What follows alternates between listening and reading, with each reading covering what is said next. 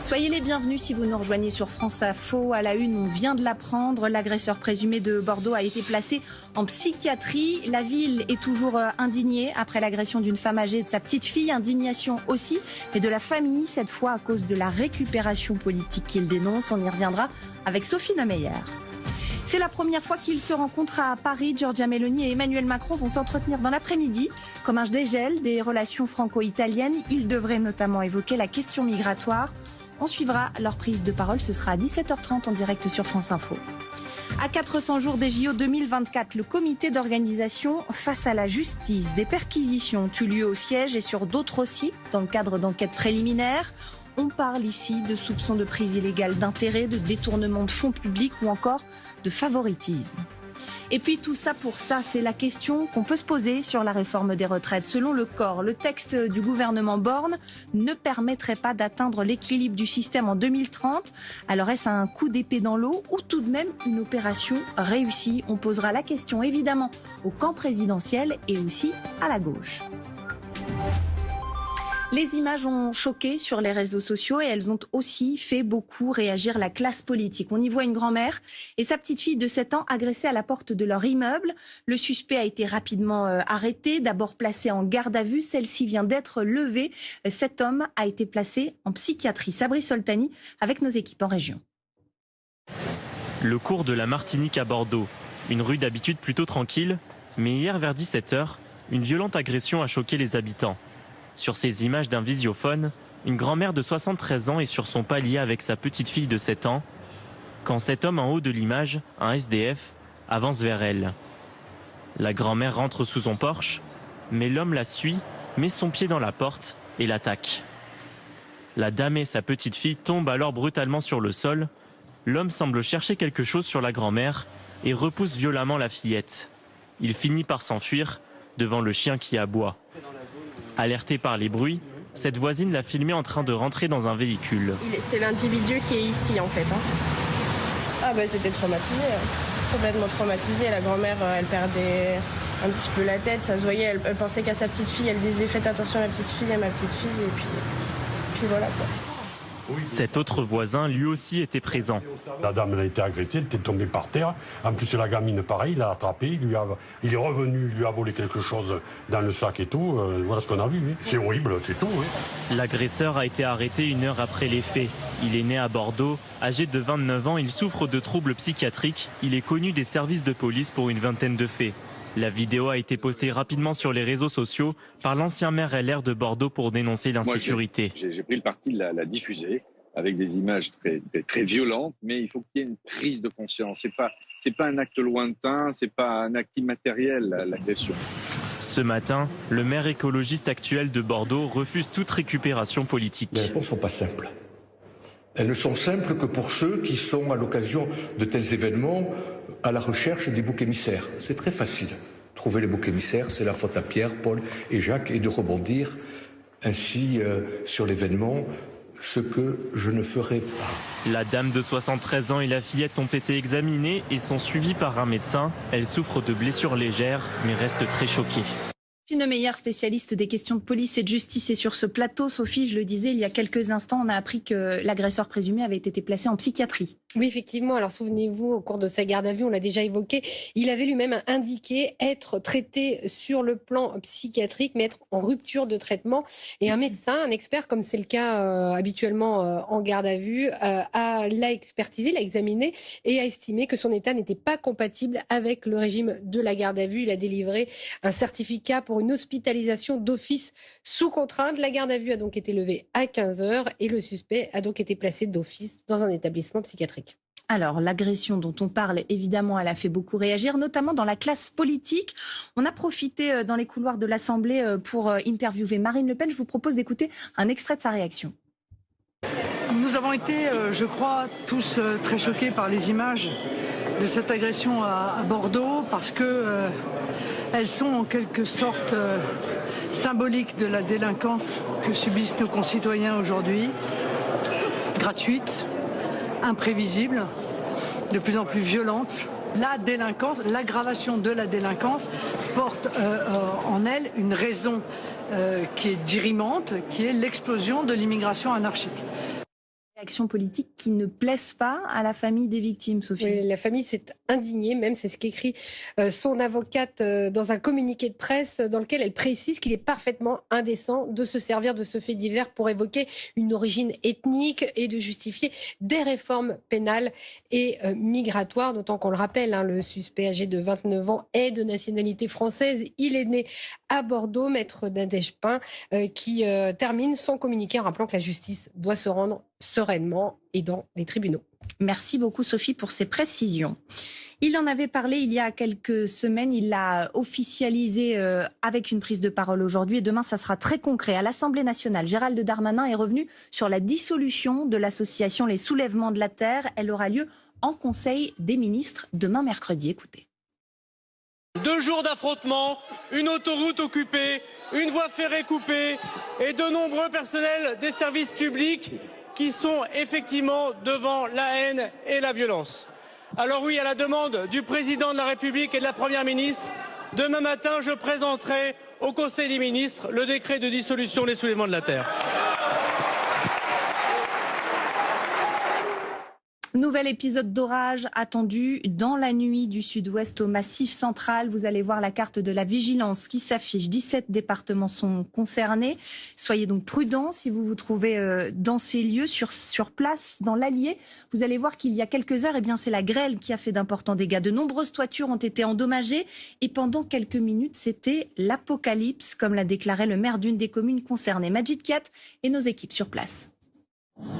Un déluge de pluie et de grêle pendant plusieurs minutes. Cette habitante filme son jardin recouvert par des grêlons. Hier, l'orage très localisé près de la commune de Dompierre-sur-Bèbre dans l'Allier a fait des dégâts. Ce matin, plus d'une 50aine d'interventions pour les pompiers, principalement sur des toits endommagés, comme chez cet habitant surpris par l'orage. Il y a des tuiles qui se sont envolées, avec la violence des vents et de la grêle. C'était vraiment très violent, J'avais jamais vu ça de ma vie. Les opérations des pompiers doivent se poursuivre toute la journée. Hier, les orages ont balayé une grande partie de la France, d'ouest en est, notamment dans la commune de Dampierre, située dans l'Aube. Il est tombé 50 mm de pluie en une demi-heure. L'eau est montée dans la commune. Ce matin, l'heure est au nettoyage pour les habitants. On n'avait pas grand-chose au départ et puis l'eau est arrivée d'un coup, on se sent impuissant, on est présent, mais pas moyen de faire quelque chose. L'eau est plus forte que nous. Les habitants touchés attendent maintenant le passage des experts pour être indemnisés au plus vite. C'est une affaire qui pourrait ternir l'image des JO 2024. Le comité d'organisation est dans le giron de la justice avec des perquisitions qui ont eu lieu ce matin. Nous étions tout à l'heure en direct sur ce plateau avec Thierry Vildary, journaliste au service des sports. Il nous explique ce qui intéresse précisément les enquêteurs. Alors, tout d'abord, comme dans toute perquisition, c'est classique, des documents et des disques durs. Ils sont partis avec des disques durs. C'est par ce biais-là que l'alerte a été lancée auprès de certains contacts ce matin.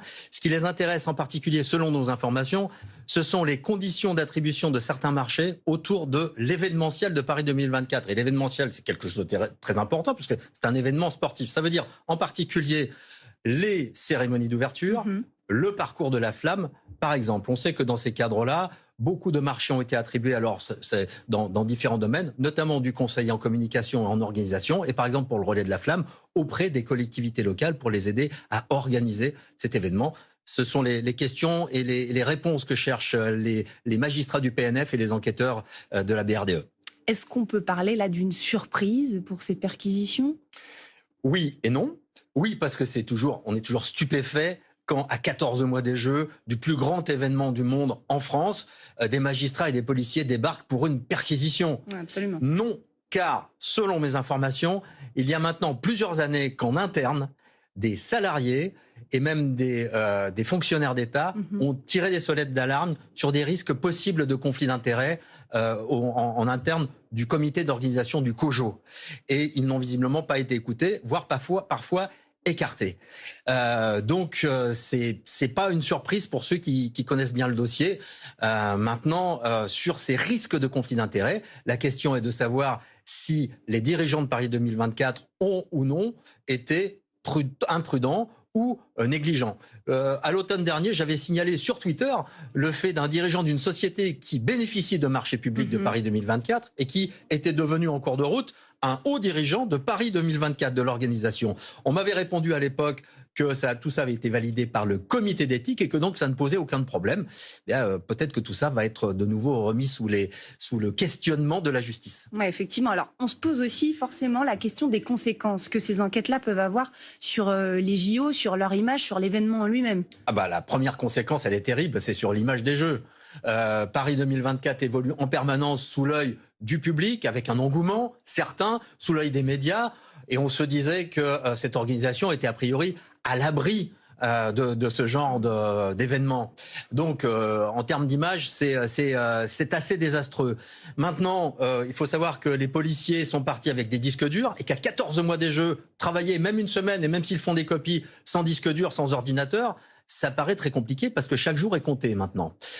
D'autre part, on se disait que peut-être qu'on était à l'abri de ce genre d'événements et de ce genre de risque de conflit d'intérêts, de corruption, puisque à Tokyo et à Rio en 2016, eh bien des dirigeants ont été sanctionnés, ont été même parfois mis en prison. C'était le cas à Rio. Et à Tokyo, le Premier ministre a lui-même démissionné juste après les Jeux. Et donc la conséquence maintenant est de savoir à quel rythme la justice va avancer. S'il va y avoir forcément des auditions, va-t-il y avoir des mises en examen? Si des dirigeants sont mis en examen, vont-ils pouvoir rester en place? La question suprême est de savoir si le comité d'organisation ne risque pas d'être désorganisé à quelques mois des Jeux, ce qui serait une première historique dans l'histoire des Jeux Olympiques. On se penche à présent sur la disparition d'un sous-marin qui partait explorer le Titanic. La France a dépêché aujourd'hui un navire et un robot pour aider aux recherches. Parmi les disparus, il y a un Français, un ancien sous-marinier, aujourd'hui spécialiste de la plongée en profondeur. L'équipage n'a pas donné signe de vie depuis maintenant 48 heures. Une course contre la montre est engagée. Marc de Chavon. Qu'est-il advenu du sous-marin Titan? S'est-il perdu dans les profondeurs de l'Atlantique, aux côtés de l'épave du Titanic, qu'il était parti explorer, à 3800 mètres de profondeur? Ce petit submersible touristique a plongé dimanche matin, mais le sous-marin a perdu tout contact avec l'opérateur au bout d'1h45. La visite de l'épave dure d'ordinaire 8 heures. L'alerte a été donnée à l'issue de ce délai et les recherches lancées dans une zone isolée située à 1450 km de Boston. On doit s'assurer qu'on fait des recherches à la surface de l'eau, au cas où le vaisseau ait pu rejoindre la surface et perdu, d'une manière ou d'une autre, ses moyens de communication. L'explorateur français Paul-Henri Narjolet, un des plus grands spécialistes du Titanic, fait partie de l'expédition. Il a visité l'épave plus de 30 fois. Avec lui, 4 autres passagers, dont le riche homme d'affaires britannique de 58 ans, Hamish Harding. Sa société avait publié ce message sur les réseaux sociaux dimanche matin. Le sous-marin a été lancé avec succès et Hamish est actuellement en plongée. C'est une croisière de 8 jours pour découvrir l'épave du Titanic. Une expédition à plus de 200 000 €. Le submersible Titan est un concentré de technologie capable de plonger à 4000 mètres de profondeur avec une autonomie de 4 jours pour un équipage de 5 personnes. J'ai été dans ce sous-marin pendant 12 heures. Il a son propre système d'aération à bord. Et si on le fait fonctionner correctement, en changeant les filtres à CO2, on peut rester en bas pendant quelques heures sans souci. 4 avions participent aux recherches. Des balises flottantes équipées de sonars ont été placées à la surface de l'eau et le temps presse. L'équipage peut survivre jusqu'à vendredi. La réforme des retraites d'Elisabeth Borne va-t-elle manquer son objectif? A priori, elle ne permettra pas le retour de l'équilibre du système en 2030. Ça, c'est le Conseil d'orientation des retraites qui le dit aujourd'hui. Et cette nouvelle sortie du corps, évidemment, elle fait réagir et elle laisse parfois aussi perplexe. On va en parler avec nos invités. Alma Dufour est avec nous. Bonjour et bienvenue. Bonjour. Député La France Insoumise de Seine-Maritime. Benoît Mournet est également avec nous. Bonjour à vous. Bonjour. Député Renaissance des Hautes-Pyrénées et Jean-Christophe Gallien, politologue, est sur ce plateau. Soyez le bienvenu. Avant de vous entendre, de prendre vos avis, évidemment, on va revenir sur les grandes lignes de ce rapport du corps avec Florence Thiel. Travailler plus longtemps pour sauver notre système de retraite, c'est la promesse du gouvernement pour faire passer la réforme. Une promesse impossible à tenir dans les prochaines années selon le Conseil d'orientation des retraites. Dans son rapport annuel, le corps affirme que l'équilibre financier ne sera pas atteint comme promis d'ici 2030. Au contraire, l'organisme prédit même un retour durable des déficits dès l'an prochain. Pour le ministre de l'économie, l'explication est simple. Les pensions de retraite sont revalorisées sur l'inflation et augmentées plus vite que les salaires. Donc il y a des salaires qui sont plus faibles, des pensions de retraite qui sont indexées sur l'inflation. Résultat, on a un déficit du régime des retraites qui est sans doute plus élevé que donc on n'est pas certain d'être à l'équilibre en 2030. Non, c'est ce que nous dit le corps. Je pense avec beaucoup de prudence que vous voyez bien que ces évaluations changent tous les 6 mois. Dans 3 des 4 scénarios étudiés par le corps, les comptes ne repasseraient dans le vert qu'après 2045 dans le meilleur des cas. Des projections sans valeur pour le secrétaire national du Parti communiste. Le corps, le Conseil d'orientation des retraites, se base toujours sur des projections où les salaires n'augmentent pas en fonction de l'inflation, où il n'y a pas un taux d'emploi, le plein emploi, c'est-à-dire 0 chômeur dans notre pays avec un taux de chômage qui reste élevé. Alors repousser l'âge légal de départ à la retraite à 64 ans était-il nécessaire ? Selon le corps, la réforme évite d'aggraver la situation. En limitant le nombre de retraités, mécaniquement, les dépenses vont elles aussi baisser. Emmanuel Macron l'affirme, la réforme entrera en vigueur dès septembre prochain. Benoît Mouronnet, est-ce qu'on n'est pas un peu en mesure de se demander là tout ça pour ça ? Des mois et des mois de combats politiques dans tous les camps et voilà. Moi j'ai envie de dire que ce rapport, s'il en était besoin, il valide la nécessité d'une réforme d'un système qui en projection est en déficit. Il y a 2 grandes variables pour projeter les comptes des retraites. C'est la variable démographique et la variable de l'économie. Et le corps, dans sa sagesse, fait 4 scénarios de productivité, de 0,7 à 1,6. Et effectivement, il nous annonce que compte tenu d'une inflation un peu supérieure, on a une projection qui est en déficit en 2030. Moi, ce que je lis aussi dans ce rapport, c'est que le corps nous dit que les pensions vont augmenter proportionnellement plus sur le premier quartile, c'est-à-dire les pensions les plus faibles pour la génération 1966 plus 5% et la génération 84 plus 12%. Donc moi j'ai une proposition que j'ai faite et j'espère qu'elle aura le plus grand assentiment dans l'hémicycle, c'est qu'en fait on est en rendez-vous automatique tous les 5 ans en début de mandature d'une loi quinquennale qui a 15 ans glissants, sur la base des projections du corps et du Conseil de suivi des retraites, on puisse ajuster, parce qu'il est bien difficile de prévoir à 2030 et a fortiori en 2070. Alma Dufour, qu'est-ce que vous pensez déjà de cette proposition et vous reviendrez évidemment sur ce discours. Non mais en fait non, on le savait déjà et on a eu de cesse d'alerter pendant les débats sur le fait que les économies attendues par la réforme seraient moindres que prévues. Donc là c'est l'inflation, mais je devrais quand même corriger un petit peu ce qui a été dit lors du sujet. Les pensions de retraite ont certes été revalorisées par Bruno Le Maire. Voilà, mais elles n'ont pas été revalorisées à la hauteur de l'inflation. Les projections pour 2023 sont autour de 0. Oui, mais 5. L'inflation était à 6, voire à 7. Et sur l'alimentaire, elle était à 15 le mois dernier, 14 aujourd'hui. On voit que pour les petits retraités, c'est très dur. La question, c'est est-ce que tous les 5 ans, on va rajouter 1 an de plus aux Français ? Jusqu'à quand ? Jusqu'à 67, 68, 69 ? Nous, ce qu'on dit, c'est que c'est une histoire de choix politique. Le déficit, vous avez dit, le corps, dans sa très grande sagesse, a aussi dit qu'il n'y avait pas de pente incontrôlée du système des retraites. Non, mais il a aussi dit la réforme actuelle va servir dans tous les cas. Il y a un déficit en 2030. Personne n'a dit le contraire. Je pense que là, c'est assez clair. La question, c'est qu'est-ce qu'on fait de ce déficit ? Est-ce qu'on choisit de pressuriser les gens au travail, sachant que ça va augmenter le chômage, les arrêts maladie, le RSA, etc. Et que, en fait, c'est pour ça aussi que les économies sont moindres. L'OFCE nous disait faire décaler l'âge légal de départ à la retraite fait que le chômage des seniors augmente, c'est mécanique.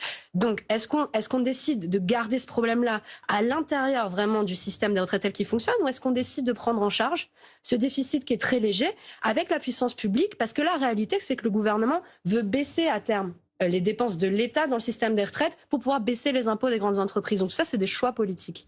Ces choix politiques-là, allez-y, Benoît. Oui, vous n'ignorez pas, parce qu'on est ensemble à la Commission des Finances, que l'État contribue déjà de manière massive au système de retraite pour équilibrer les régimes publics, qui par construction le sont, plus 30 milliards d'euros, qui est une surcotisation, et je ne le nie pas, et la nécessité, pour les pensions civiles, les pensions militaires. Donc, ne disons pas que le système de retraite contribue à financer d'autres services publics. Aujourd'hui, c'est le contraire. Et vous voyez bien qu'en projection, vous voulez baisser la part de finances qui vient de l'État pour pouvoir baisser les impôts des grandes entreprises. C'est ce qui est marqué dans le projet de loi de finances. Non, on veut que le système, et vous savez bien, et la CGT c'est pas la CGT, c'est dans votre projet de loi. Je sais bien, c'est que les systèmes de retraite doivent reposer d'abord sur les cotisations. Il faut que ce système soit un système qui soit équilibré dans le temps pour préserver les pensions. Jean-Christophe Gallien, on entend ce qui se joue ici entre Renaissance et la France Insoumise sur la question des retraites.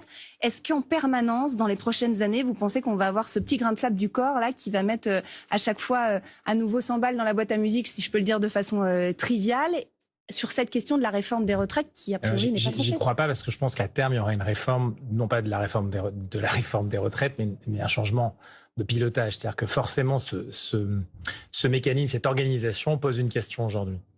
Ça pose une question d'ailleurs de l'approche, c'est pourtant paritaire, il y a des politiques qui sont dedans, des hauts fonctionnaires, mais ça demeure quand même très largement marqué par une vision très fonction publique, je dirais presque planification, mais au mauvais sens du terme. Le plan, c'était quelque chose d'intéressant, on se projetait. Là, pour le coup, on a l'impression que c'est une planification à 6 mois. Alors effectivement, c'est acceptable parce que ça suit des évolutions du contexte économique, du contexte social. Ce que ça projette malgré tout, c'est 2 aspects de mon point de vue. Et après, je voudrais juste élargir parce que c'est les retraites, mais c'est surtout finalement le déficit budgétaire de ce pays, le déficit financier de ce pays en réalité qui est en question. Et dans le corps, il y a quoi? Il y a effectivement une vision qui est de dire, alors c'est dit par Monsieur Rousset tout à l'heure, c'est une France qui va être plus vieille et plus pauvre qui est décrite. Même quels que soient finalement les scénarios. C'est quand même ça qui est assez difficile à entendre, ou en tout cas une projection qui dit quelque chose politiquement. Et là, vous avez raison, il y a une version politique finalement d'un projet sur la réforme des retraites, mais aussi de ce que c'est la dépense publique. Et après, derrière, on voit bien aussi que ça veut dire que quelque part, on n'est pas capable, si vous voulez, de se poser sur ce sujet-là et de le faire dans l'absence de manière... Alors, tous les gens et les uns et les autres avaient des options très différentes, des visions de la société très différentes, des visions de la politique différentes. Mais sur un sujet comme ça, on peut au moins faire un constat de base et ensuite on s'affronte sur les enjeux du traitement du constat. Aujourd'hui, on a ce sentiment que le constat, à cause du corps, il est flou. Il est en permanence celui qu'on veut bien lire dans les 350 pages, parce qu'on peut prendre ce côté-là. Eux-mêmes d'ailleurs annoncent, et c'est pas aussi net. Au mois de janvier, c'était déjà un peu le déficit. Puis en même temps, on pouvait dire ce qu'on voulait. Puis après, aujourd'hui, on peut dire aussi que c'est différent. Avec tous les partis politiques. Non, mais aujourd'hui, il y a quelque chose qu'il faut inventer de ce point de vue-là. Ça, c'est clair que le politique doit prendre sa responsabilité, dominer et leader quelque chose qui ensuite, alors je ne vous dis pas de faire appel à des cabinets particuliers extérieurs, je dis simplement qu'il faut réinventer un modèle sur un sujet qui, malgré tout, pèse 14% du PIB. Oui, mais... C'est-à-dire qu'en gros, juste pour finir, et là, pour le coup, on a une stabilité. Si on regarde le rapport déficitaire par rapport au PIB, alors là, pour le coup, c'est un peu meilleur quand même, au moins on reste stable. Et donc ça, c'était hyper important. Et ensuite, derrière, ce sujet-là, de toute manière, soyons clairs, il n'est pas que franco-français.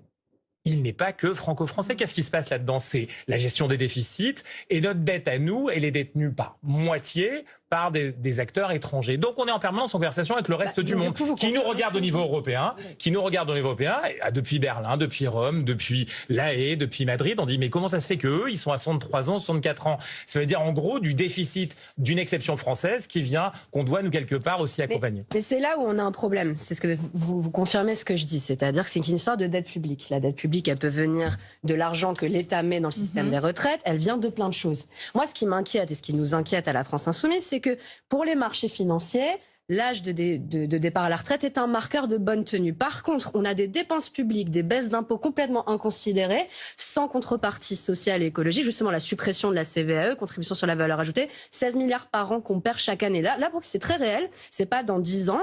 Et ça, pour le coup, ça n'inquiète pas les marchés. Et pourtant, on ne voit pas forcément les impacts positifs en termes d'emploi, etc. C'est pas mécanique, c'est pas net que baisser les impôts, on vous le rend en création d'emplois. Et on continue. On a balancé 100 milliards aux grandes entreprises pendant le plan de relance, sans contrepartie non plus. Et là, on voit que ça suffit pas pour le projet de loi industrie verte. On recommence. Et ça ne pose pas de problème. La question, c'est que les marchés ont une interprétation du milliard à géométrie variable et qu'on a un vrai problème si aujourd'hui, on en réduit à faire souffrir les Français, parce que c'est de ça qu'on parle. Je suis désolée pour les classes populaires qui nous envoient des messages tous les jours. Le match, il n'est pas fini. Ils nous disent, moi, déjà à 55 ans, j'en peux plus, à domicile de tendinite au bras. Mais si c'est ça la politique, faire souffrir les Français au lieu de prendre des vraies orientations politiques justes, on a un vrai souci. Oui, enfin, là, chers collègues, vous évoquez les impôts de production qui fonctionnent comme une véritable subvention à la délocalisation. Et si on veut financer nos retraites dans le temps, il faut au contraire réindustrialiser. Oui, mais il faut des contreparties. Et c'est notre politique là, sans ambiguïté. Est-ce que les marchés aujourd'hui guident la politique de la France, non, mais aujourd'hui, si vous voulez, quand vous avez